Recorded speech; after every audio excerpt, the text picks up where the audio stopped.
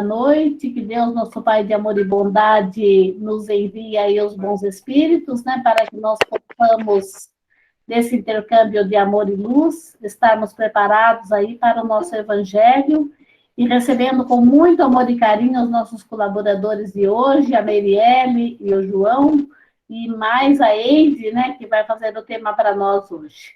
Então, Meirielle, vamos fazer a prece, minha linda? Vamos sim.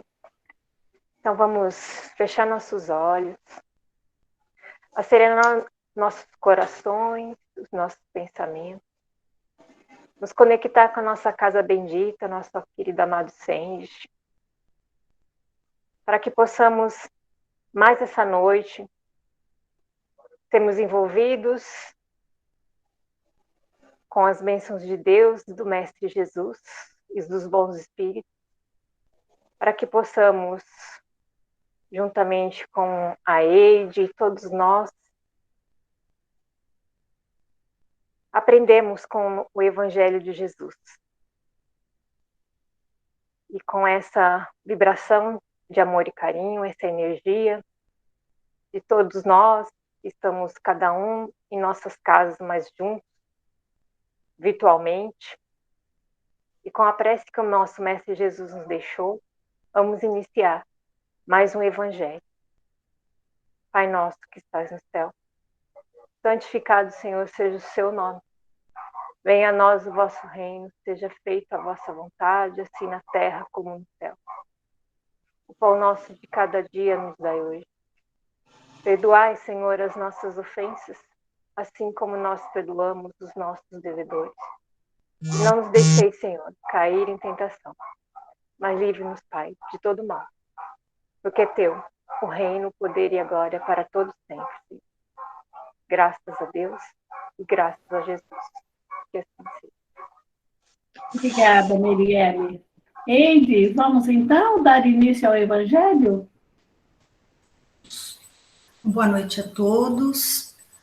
Hoje nós vamos falar sobre a parábola do trigo e do joio, que está em Mateus, no capítulo 13, versículos 24 a 30. Então, que Jesus nos abençoe nesse momento, para que a gente possa entender, ou que eu possa passar para vocês o meu entendimento, né, dessa parábola. Eu vou ler primeiro, e depois a gente vai desenvolvendo, tá? Outra parábola propôs-lhes, dizendo: o reino dos céus é semelhante a um homem que semeou boa semente no seu campo. Dormindo, porém, os homens, veio seu inimigo e semeou o joio no meio do trigo e partiu. Quando germinou o ramo e produziu fruto, então apareceu também o joio. Aproximando-se os servos do senhor da casa, disseram-lhe: Senhor, não semeaste boa semente no teu campo? De onde, portanto, terá vindo o joio? E ele lhes disse: um homem inimigo fez isso. E os seus servos lhe dizem: sendo assim, queres que após sair o recolhamos? Ele, porém, diz: não, para que ao recolher o joio, não desenraizeis junto com ele o trigo. Deixai crescer ambos juntos até a ceifa. E no tempo da ceifa direi aos ceifeiros: recolhei primeiro o joio e atai-o em molhos, para os queimar. O trigo, porém, reuni no meu celeiro. Então, eu fui buscar primeiro o que é o joio, o que é o trigo, para a gente, né, ver as diferenças. Então, joio é uma planta encontrada nos trigais, cujo caule e grão são semelhantes aos do trigo. Porém, é uma erva daninha, não tendo nenhum valor. Como em seus primeiros estágios em forma de folhas é muito semelhante ao trigo, torna-se difícil retirá-la, sem danificá-lo. E uma outra definição, segundo o dicionário, é coisa de má qualidade que se mistura com as boas e as prejudica e deprecia.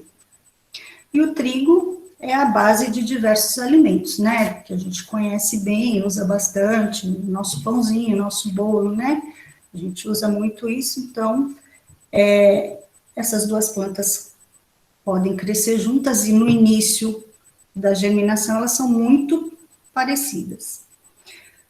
Porém, quando o joio e o trigo amadurecem, as semelhanças acabam. No dia da colheita, nenhum ceifeiro confunde o joio com o trigo. Então, a plantação de trigo era bastante comum na Galileia, naqueles tempos de Jesus, né? E como ele estava ali com aquelas pessoas que trabalhavam nesse plantio, tinham contato com esse tipo de atividade, ele já, na sua sabedoria, né, já aproveitou aquele conhecimento daquelas pessoas, aquela atividade deles para passar os seus ensinamentos. E nessa parábola, ele fala sobre o bem e o mal, a invigilância e a misericórdia, entre outras coisas. Mas a gente vai ficar só nesses itens aqui, né? Então, ele começa assim: o reino dos céus é semelhante a um homem que semeou boa semente no seu campo. Então, o homem é o campo que recebe essa boa semente do semeador, que é Jesus. Na semana passada, nós vimos até a parábola do semeador, né? Que Jesus foi lançando suas sementes. E aqui, no caso, nós somos esse campo onde Jesus vai semeando. Dormindo, porém, os homens, veio o seu inimigo e semeou o joio no meio do trigo. Então, esse inimigo é aquele sentimento inferior que permitimos que seja semeado no nosso campo.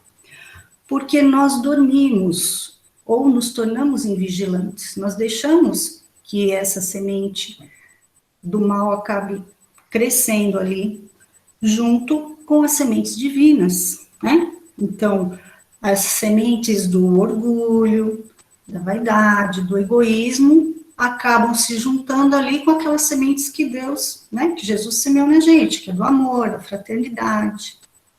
E ali vão crescendo. Quando germinou o ramo e produziu fruto, então apareceu também o joio. Então, até um determinado momento, as plantas crescem juntas e são parecidas. Porém, chega o momento de dar os frutos. E aí, as diferenças aparecem. Não tem como dizer o que são a mesma coisa. Aí, que Jesus, inclusive, disse, né? Conhece-se a árvore pelos seus frutos. Então, é aí, quando começa a dar os frutos, que a gente vai ver se essa árvore é boa ou não. Os servos do Senhor o questionaram sobre o joio, de onde teria vindo.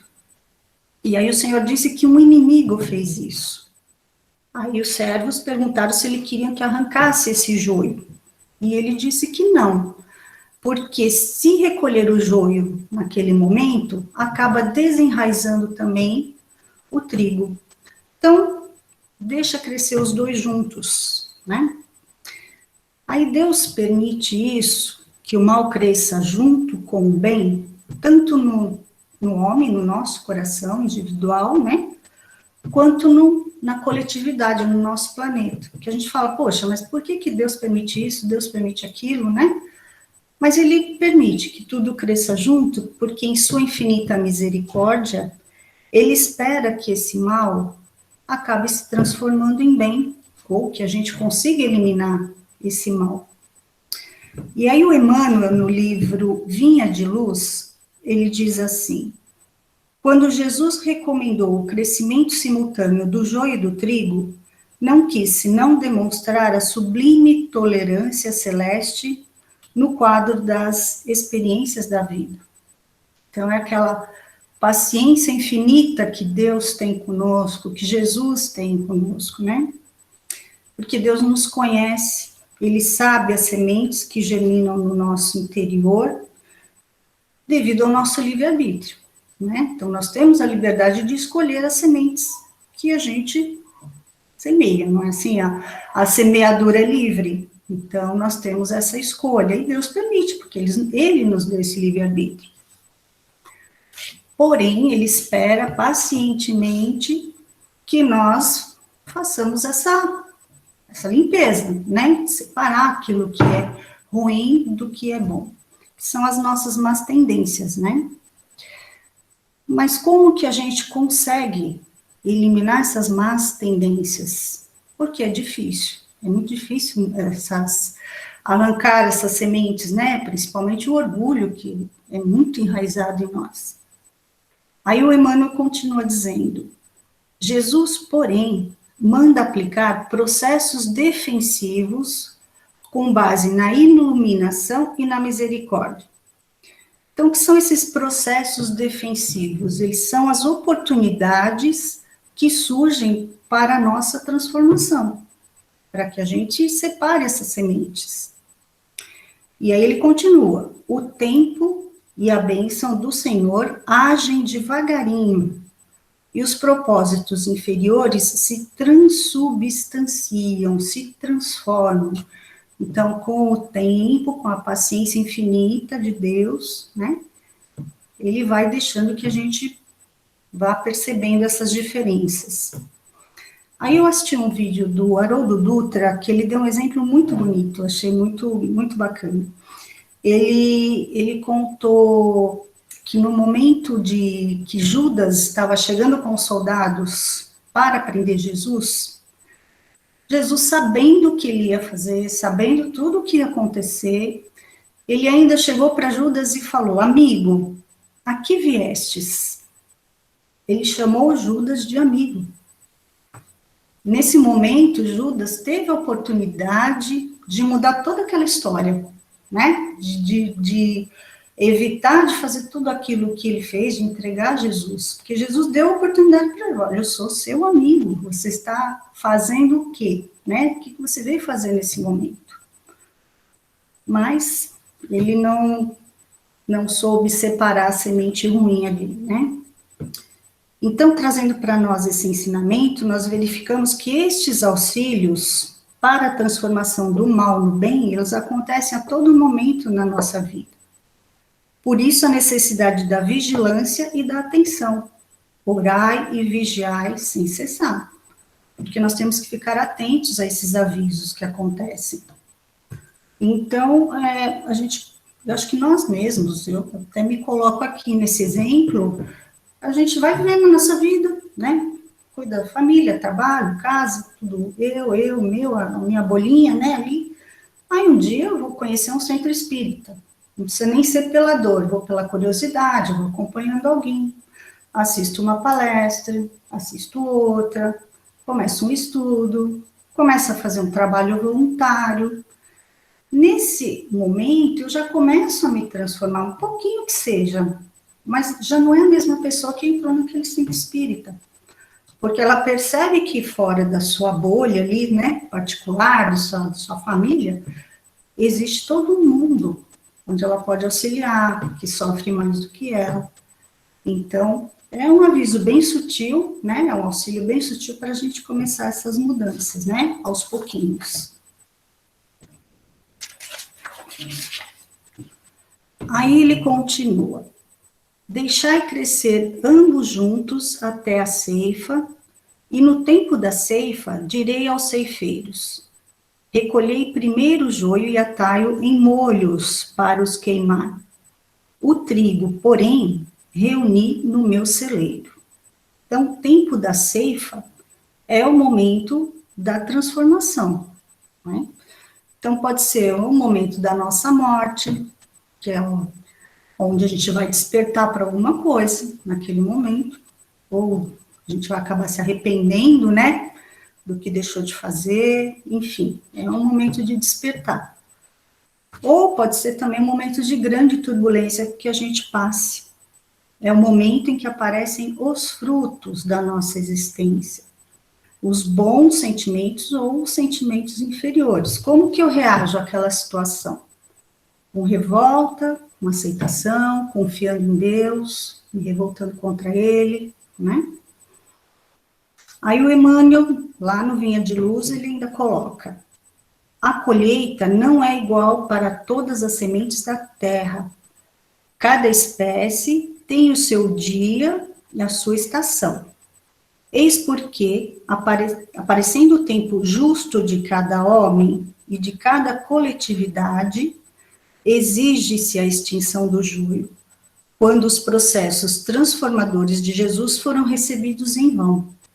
Nesse instante, vemos a individualidade ou o povo a se agitarem através de aflições e hecatombes diversas. E é quando Jesus diz, né, atai o joio em molhos para os queimar. Então, vamos reunir todas essas sementes ruins e vamos jogar lá no fogo. Então, esse chamamento, ele às vezes é doloroso para nós, né? Se arrancar esse joio acaba sendo difícil, e é onde a gente vai ver como que vamos reagir. E aí eu me perguntei, nós estamos vivendo um grande momento de colheita, nós, humanidade, nesse momento, não é? Com tudo isso que está acontecendo no planeta, com essa pandemia, aqui no nosso país, esses retrocessos que estão acontecendo, né, no Afeganistão, aqui mesmo, às vezes dentro da nossa casa, é o momento da colheita. Como que a gente vai reagir a tudo isso? Como que nós vamos enfrentar todas essas situações, né? E aí é quando chega o momento do processo educativo da dor, porque acaba sendo doloroso. Tudo isso que a gente está vendo e vivendo, apesar de ser um chamamento, um aviso de Deus, né, é doloroso para a gente. Quando não bate na nossa porta, né, é um amigo, é um vizinho, é um familiar. Então, é o momento de despertar, do nosso despertar, de escolhermos a nossa boa semente, né? Então, hoje nós estamos vivendo esse processo, seja a nível planetário, no nosso país ou até na nossa casa, né, como eu já falei, mas mesmo assim, nesse momento difícil, a misericórdia de Jesus está ao nosso lado, e ele ainda pergunta para nós, amigo, o que desejas? O que você está querendo nesse momento, com tudo isso que está acontecendo? Como que você vai reagir, como que você vai ajudar? Né? Então, eu achei linda essa parábola. A gente coloca, essa semana até eu fui ao mercado, e a gente usa isso, a gente vai escolher ali uma fruta, né? Se tiver um amassadinho, qualquer coisa, a gente busca as melhores, não é? Então, é como Deus faz conosco, nesse momento. Quantas pessoas estão desencarnando pelo mesmo motivo, pela pandemia, pela Covid? Mas tem joio e trigo, estão sendo separados nesse momento, né? Então, esse é o entendimento que eu tive dessa palestra. Eu espero que eu tenha conseguido passar uma boa ideia para vocês, né, dessa parábola, e que tem muitas interpretações, então acho que depende também do momento de cada um, né, do entendimento de cada um, tá bom? Então, que Deus abençoe a todos, tenham uma boa semana, uma boa noite e muita paz. Obrigada, Eide. Obrigada. Então, vamos trabalhar as ervas daninhas que estão crescendo em nós, né? E para que nós tenhamos apenas a colheita do trigo, quando chegar a nossa hora do testemunho, né? E a hora do testemunho vem todo dia, né? Testemunhos menores, testemunhos maiores. Então, quanto mais erva daninha tivermos em nós, né? Quanto mais joios tivermos em nós, maior é a nossa dor, maior é o nosso sofrimento, né? Então, Jesus, muito sábio, né? A gente vai vendo aí que essas 8 parábolas que nós vamos comentar são as 8 parábolas que Jesus contou no mesmo dia, lá nas margens, né, do Lago de Genezaré, né? Então, logo depois do Sermão da Montanha. Então, muito oportuno, né?